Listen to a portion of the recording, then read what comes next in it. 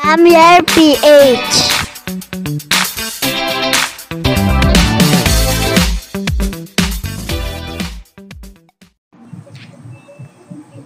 Hi guys! Welcome back sa aking channel. For today's video guys, magpapakain tayo ng ating mga alagang ARC. Saka nga pala guys, meron nga pala ako ditong mga available na mga goldfish.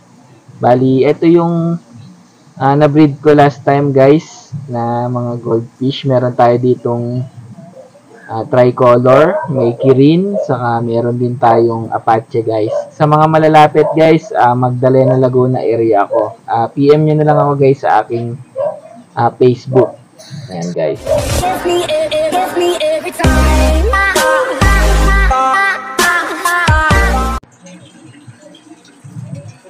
Ito nga pala guys yung pinapakain ko sa mga breeders ko na mga ARC guys. Itong Integra 2000. Yan.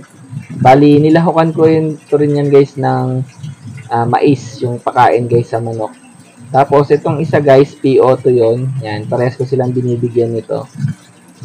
Ganito lang ako magpakain guys. Konti-konti lang yung binibigay ko para ma-sure ko guys na maubos nila yung feeds na ibibigay ko sa kanila para hindi ma-pollute yung tubig.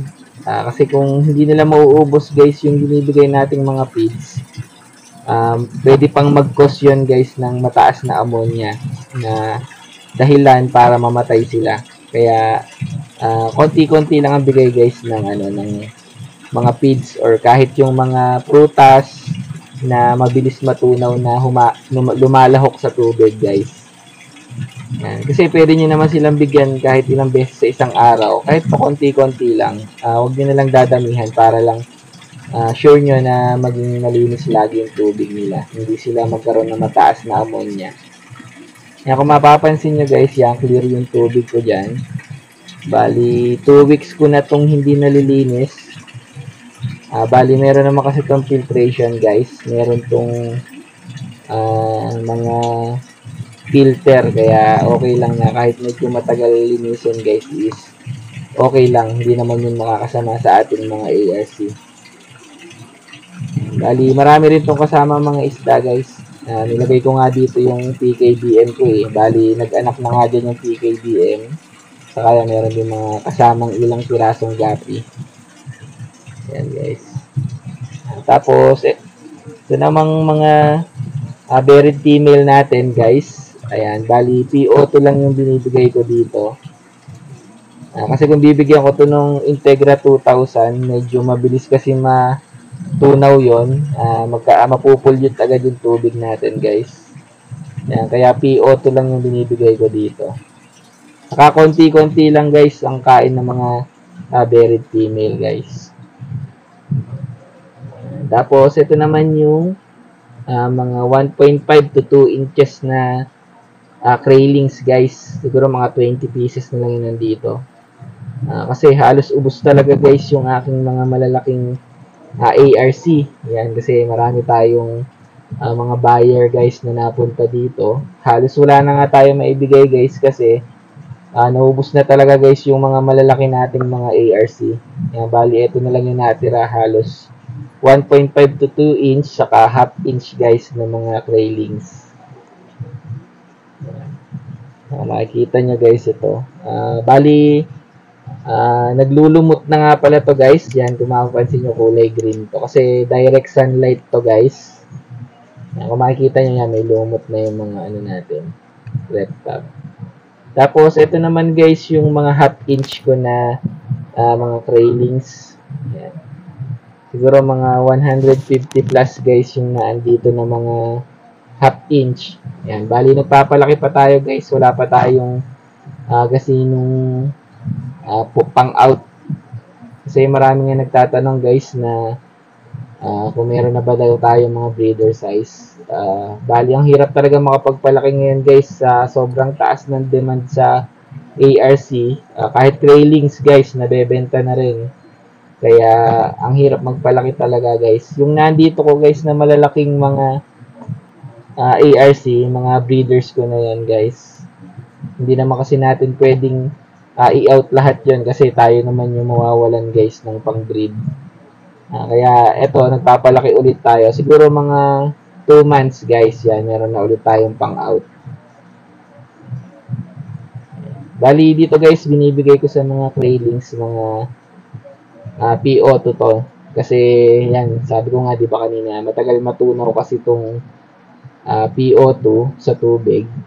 Kaya yan ang binibigay ko, hindi agad siya nakaka-pollute ng tubig.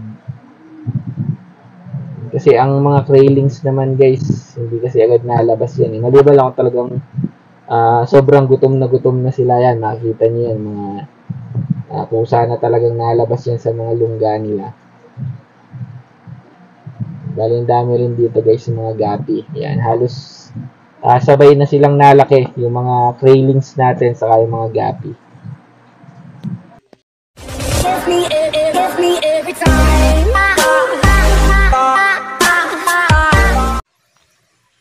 Good morning guys. Yan, bali andito tayo guys sa ating mini farm. Yan, pakita ko sa inyo guys yung ating mga bagong alaga. Yan guys. Bali ito yung nasa last video ko guys na rabbit. Bali ito kasi ay swin up lang sa akin guys kapalit ng mga ARC. Yan, bali wala tayong gastos diyan guys. Yan, tapos itong mga yan, mga bago nating alaga guys, yung iba diyan ay swap lang din sa ARC. Tapos yung iba kasi diyan ay binili ng anak ko. Yan, bali itong loop na to guys ay ako lang nagawa. Yan, kaya ito hinarangan ko muna to guys yung trapdoor niya kasi baka masampahan ng pusa. Bali ubos yan yung ating mga kalapangit na yan guys pag napasukan ng pusa yan. Yan, bali pakainin muna natin guys.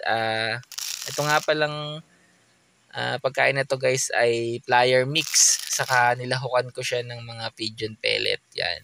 Kasi yung iba nating kalapangit ay hindi sanay kumain guys ng plier mix. Yan. Mas sanay sila sa pigeon pellet. Kaya ginawa ko, pinaglahok ko guys para lahat sila ay nakakakain. Yan. Bali, ang ginagawa ko pati guys sa umaga kasi konti lang yung binibigay ko sa kanila. Bali, sa hapon ako nagbibigay ng maraming pagkain guys. Yan. Kasi nung high school ako guys, marami rin kasi akong alaga na mga kalapati noon. Yan, nung kabataan ko. Yan, bali, ito kasing mga alagang to guys, sa anak ko na yan. Bali, ginaguide ko yung anak ko kung paano mag-alaga ng kalapati. Bali, yan, tinuturuan natin siya kung paano magpalaki, saka mag-training guys ng kalapati. Kasi gusto sumali nung anak ko sa mga racing eh. Yan. Kaya bali, magbabatcher muna tayo guys ng mga kalapati dito. Saka tayo sasali sa mga club. Yan. Bali yung ibang kalapati dito guys, meron niyang mga club ring. Yan. Kasi yung ibang pinanggalingan ng mga kalapati na to ay mga sumasali talaga sa mga racing yan guys. Yan. Tapos yung dalawang young bird dyan na black check, ayan, bali bigayan ng kapatid ko. Yan, matagal na kasing nag-aalaga yun ng mga kalapati guys. Magaganda talaga yung mga kalapati niya. Kaya yung anak ko, yan, naengganyo siya na mag-alaga ng kalapati. Syempre, susuportahan natin guys kung ano yung mga hilig ng mga mahal natin sa buhay. Kaya dapat suportahan natin kung ano yung gusto nila.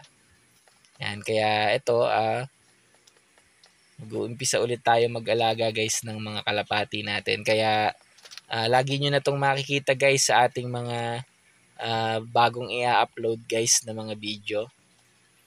Yan. Sa susunod kasi guys, mag-aalaga din tayo ng mga Rhode Island chicken guys. Lalagay natin dito sa ating mini farm. Yan, para kumpleto na guys ang ating mini farm. Kumbaga, syempre, sayang naman yung panahon guys kung konti lang yung aalagaan mo. Yan, kaya enjoy lang guys sa pag-aalaga. Yan, ito nga pala guys yung mga gapi saka yung mga molly ko na nilagay noon na mga fry pa lang. Bali ngayon kasi pwede na itong harvestin kasi malalaki na. Pwede na nating ilipat to doon guys sa ating bahay para pwede na natin siyang maibenta. Yan guys. Tapos yung isang rep tab kasi dito ay nabutas. Yan, itong nasa gitna. Yan, bali tinagpian ko pa to guys. Tutuyuin ko muna yung tinagpi ko dito. Yan, bali ito kasing isang rep tab na to ay punong-puno ng mga fry. Yan, meron ditong mga gapi saka mga molly. Yan, pipilian na natin to guys ng malalaki. Tapos iuwi na natin dun sa bahay para meron na tayong pambenta dun sa ating mini aquatic shop. Yan guys. Bali hanggang dito na nga lang pala guys sa video na to. Hanggang sa susunod na video na lang ulit. Peace out.